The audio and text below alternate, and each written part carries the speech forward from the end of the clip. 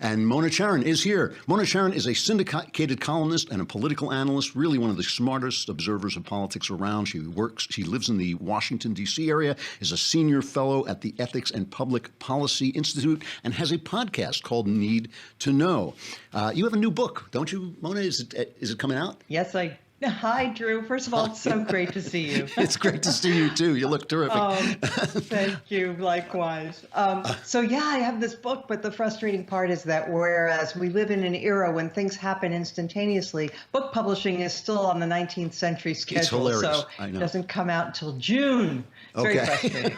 Well, good. We'll get to see you again in June. But it is hilarious that you could press a button and publish your book pretty nicely, actually. I mean, we have a guy here, Michael Knowles, who published a blank book and made $250,000. So Ben Shapiro. I said to Ben Shapiro, now we know what we're doing wrong. We're putting words in our books, you know. But anyway, we'll have you back in June to talk about your book. All week long, I've been talking about this. I have to ask you a little bit about this. I've been so struck by the comparison between the meanness of the press and the pettiness of our political debate and the immensity of the heroism and decency of the people out there. We don't know what politics they had. We don't know the guys that when they went in and rescued people, we don't know who was a Democrat, who was a Republican. It seems like the country is operating at a higher level than our spokespeople. Well, that is a very, very valid observation on your part. Let me say something a little bit about masculinity, because whenever we have one of these horrific situations, whether it's the shooting in the Aurora movie theater or in Newtown or on that French train, again and again, what you see, and here in Las Vegas, there were men who leaped forward to throw their bodies on their wives, their girlfriends, even sometimes total strangers. Women jumped in front of their children. People did these things in a split second. You have no time to think, is this the best move for me? You know, it's like it comes from the deepest part of who they are, that they're going to be self-sacrificing for another. And the reason I mention about the men is that we're living in an era when masculinity is being called toxic, when we're constantly told about how bad men are, and men can be bad. Nobody, needs to tell you that that's, of course, in the nature of the human beast. But there's also something unbelievably noble and self-sacrificing about men in particular. They rush to defend women. They rush to sacrifice themselves this way. It's very moving, and it's the best of what it means to be a human. And we shouldn't lose sight of that. I know that we're going to talk about the college campus situation and the rape and so forth. And there's definitely men who are behaving badly, and there always will be. But I worry that this tendency in our society to pathologize masculinity in general is it's unfair and it's very destructive. That is such a great point. And I opened the show by talking about the fact that I'm always particularly attentive when I hear commentators on politics who are moms.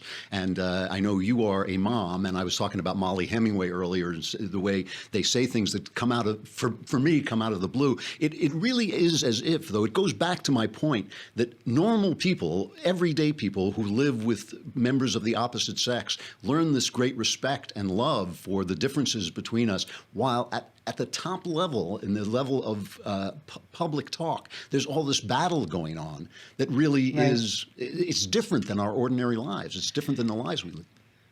Right, although it does have a corroding effect. It filters down. And there's a lot of unhappiness out there between men and women. And it's sad because it's a certain minimum amount, I suppose, is inevitable. But I think we have way more than we really need to.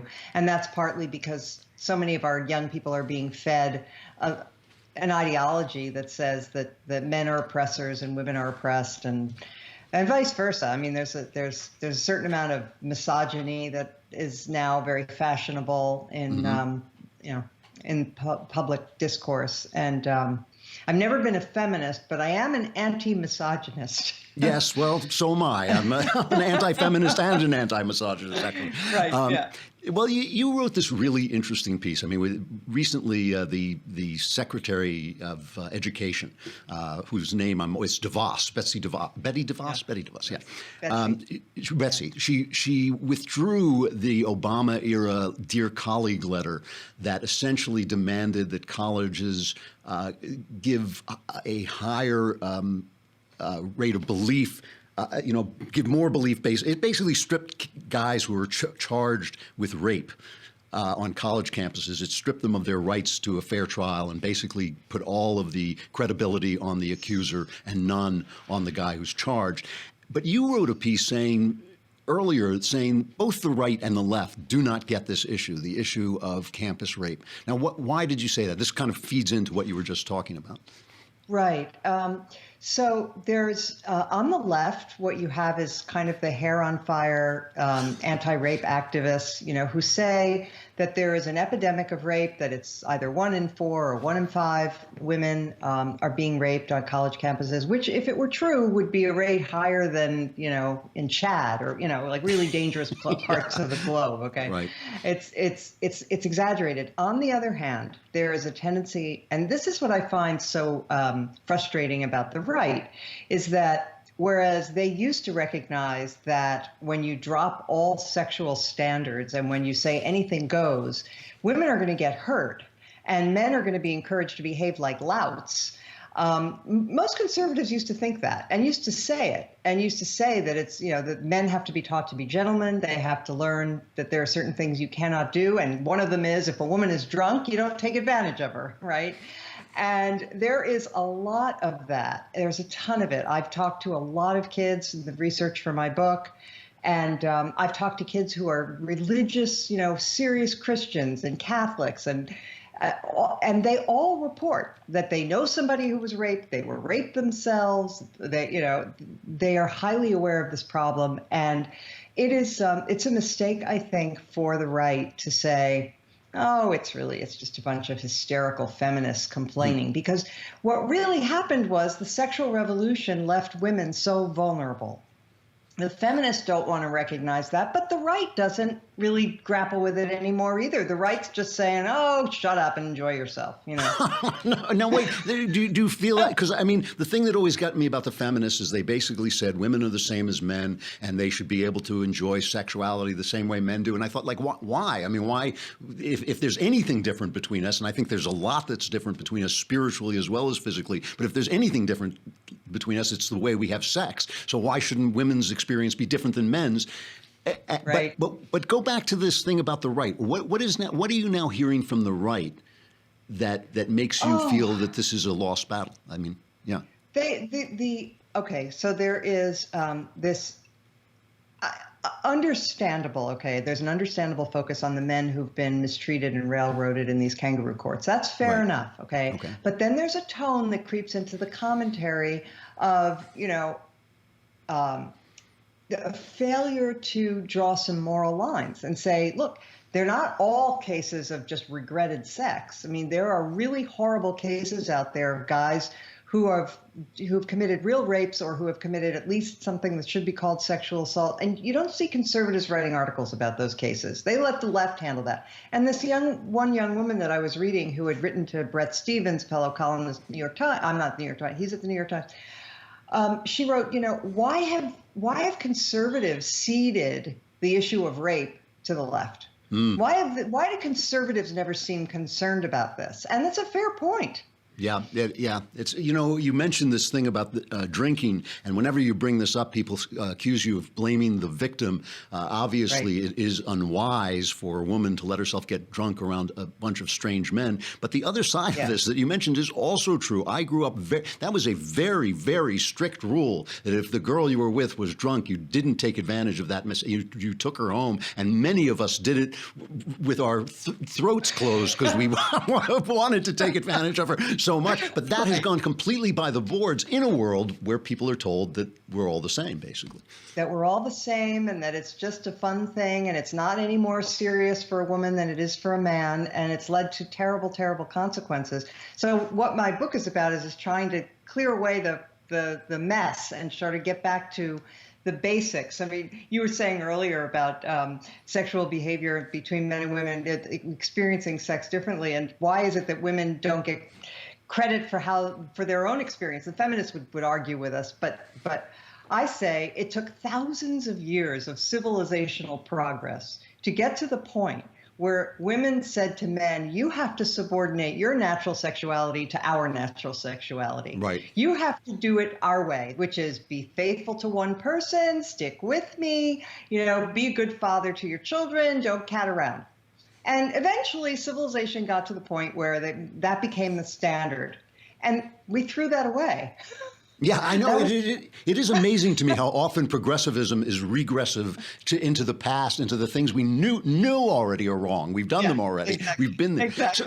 Yeah. So let's talk a little bit. I don't have much more time, but I want to talk just a little bit about Donald Trump, because you were very opposed to Donald Trump, and you've remained, as I read your stuff, very opposed to him. I have kind of made a separate piece. I mean, I have this problem with his manners. I have a problem with the way he talks sometimes and the way he treats people around him. But I can't help but notice that he is a voice for people who have no voice. He is a voice for all these people, all these comedians on late night. Every single one of them has the exact same political point of view. Every actor and actress who stands up and accepts an award, same political point of view. The news people, all same political point of view. They're all giving aid and comfort to the Democrats. And of course, the Democrats all have the same political point of view. Donald Trump, in being kind of a bully and a loudmouth, has kind of given a voice to all these people who've been cut out. Am I just being a Pollyanna here? That's you, Drew Klavan, Pollyanna. That's what everyone says. Yeah, okay. Maybe that was not the right term. But I mean, have you no sympathy for him at all? Yeah. No. I think no. He lives down to every rotten stereotype about closed-minded, stupid conservatives, and he puts his foot in his mouth every day, and he's cruel to people, including his attorney general, as I think you were kind of alluding to. Or it doesn't matter how long you're loyally you've served him; he'll kick you in the teeth if he's in a bad mood. So no, I don't have any sympathy for him. I of course have sympathy for people who voted for him because they were faced with a terrible choice. But that is in the general election. I don't have sympathy for those who voted for him in the primary. Yeah. I think that was we had lots of qualified candidates. That was not a good thing, Republicans. So we'll just have to see. He's president. I mean, I hope that he gets the hang of it and changes, or at least inhibits his most destructive tendencies. But I don't think this is going well. I know I'm in a minority. Most Republicans are happy with him. I'm in a minority. I have to say, I have to say that I'm happy. I'm happy with the rollback in regulations. I'm happy with the judges' appointments. I'm happy with the fact that CNN, who I just consider a bunch of liars and clowns, I'm happy that they're on their back heels. Even though I understand that Trump is no great lover of truth and beauty, but it is nice to have somebody slap these guys around because they so deserve it. I mean, the news media so deserve it. But, I got to say, you're taking an ethical stance, and I have to approve that. Where can people hear your Need to Know podcast? Oh, it's on the Ricochet website. Okay. So if you just go to Ricochet and look up podcasts, we're there once a week, Jay Nordlinger and I, and we have guests, and we'll have to have you as a guest. Please, I would be happy. I would be happy to come on. Mona Charen, syndicated columnist, a really terrific political observer. It's great to see you, and come back on when your book comes out. Likewise, it's great to see you too. Thank you so much. I'll talk to you soon. Bye. Bye. She's great. I just love her. Yeah, she's really, really, really smart.